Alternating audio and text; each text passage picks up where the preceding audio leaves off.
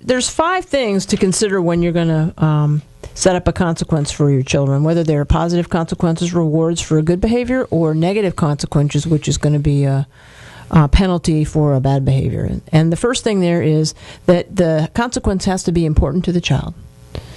Has to be important to the child. So, I encourage my parents to make a list of the things that their kids like to do, like to eat, who they like to spend time with, what kind of extra activities they have. I mean, make a list and write it down and have it at your fingertips. Mm-hmm. Because if it's not important, your child doesn't care, and they'll look at you and say, so what? So whatever consequence you're earning, I'm assuming we're talking about like a reward system.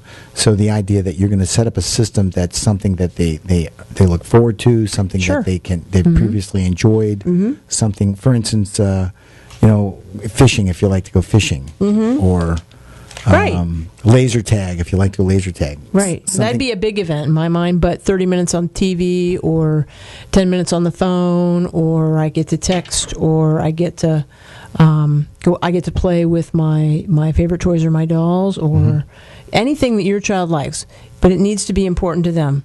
So get to know your child and get to know what's important to them, because you're going to use those as sort of a carrot on a stick. You ever hear that expression? Yeah. Where you put you're going to hang it out there in front of the donkey, and the donkey is walking along. Carrot on a Number stick. 2, it needs to be immediate. Okay, so immediate. So the thing that you are trying to attract them with, you're going to say, okay, it's yours now, today, this week. It has to be timely. The child has to understand that this reward that they're getting is because of this over here. Mm-hmm. So if they're making their bed all week, and on Saturday, if your bed gets made all week, then we're going to go to the ice cream store. Or then we're going to go to Target, or then there's something special to be had. They know that they have to do something 5 times. So if you cut the grass every week for 6 months, and you earn a vacation 2 years from now, that's not immediate. No, the child. You don't go to Disney in 2 years. No, because they're going to be like, God, what am I doing this for? For real? Are you kidding me? I don't get an allowance. No, it needs to be immediate. Okay.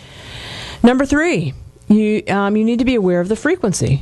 How often are you using the particular consequence or the reward that you like? Because again, if you overuse it, they become disinterested. Oh yeah. Oh, what? We're going to go over there again. Then I got to find something else to do. And I think as a personal reflection, I can talk about the swimming, because while it was winter and they hadn't been swimming. Yeah. Then that was really something that they were looking forward to. Mm-hmm. But now it's been hot. Right. And now we've been to the beach the last 3 Saturdays. Yeah, we're at the beach a lot. And we wanted to go last weekend, and they're all like, and now it's like, not the beach again. Not the beach. We don't want to go to the beach. That's boring. And I'm like, wait, just a month ago they couldn't wait. I could bribe them, So I see what you mean about that. Okay. Frequency. Number 4, the degree. The degree. I've got some comments on that one. Of the consequence. Okay, so explain what degree is. Well, you can be too, like in our last example, you can be giving too much, spoiling a child by over rewarding them, doesn't teach them any kind of value for what they have. Being too harsh when you're putting in a penalty, I got an example for that. Teaches them that there is no way out. Sure. I had a young boy that came back with an F in a math test, and the mom said, "That's it, no more baseball for the season." And the problem is, of course, that as I look at the F in the math test, well, wait a second, the F in the math test that started weeks ago when you weren't checking homework and you weren't looking at his assignments, and so that was a progression to get to this, and then to say no baseball for till next year. Yeah. I mean, that was just too harsh, off the chart. Yeah, really is. First of all, and lots of times the parents don't like to hear what I have to say, because I put it back on them, just like you did just then. Well, where were you a month ago when he wasn't turning in the day work? And where were you when he didn't do the quiz? And where were you when, well, I can't be, but you're the parent. It is your job to know. And then, they miss in the instance of baseball or sports, one of the things that I was thinking of is, number one, it teaches them to live in a community, to be a part of a team, and to participate and do what they're supposed to do. But, as you get older and you get into high school and college sports, you have to maintain your grades to participate in those.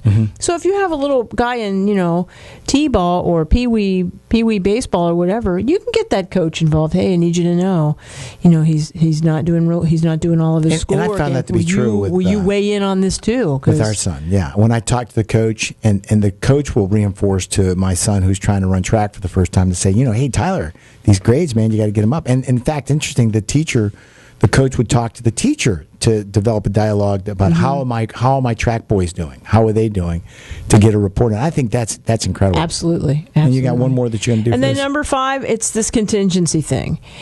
Which we called grandma's rule. Grandma's rule. This is, if you do this, then you get that.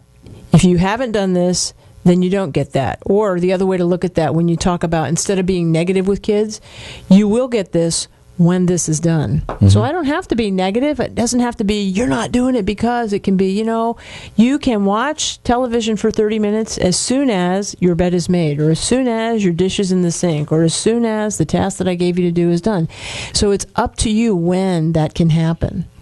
Those are some pretty good outlines, or some pretty good characteristics of what consequences should be. And I would encourage you, if you get a chance, to think about some of the consequences you have.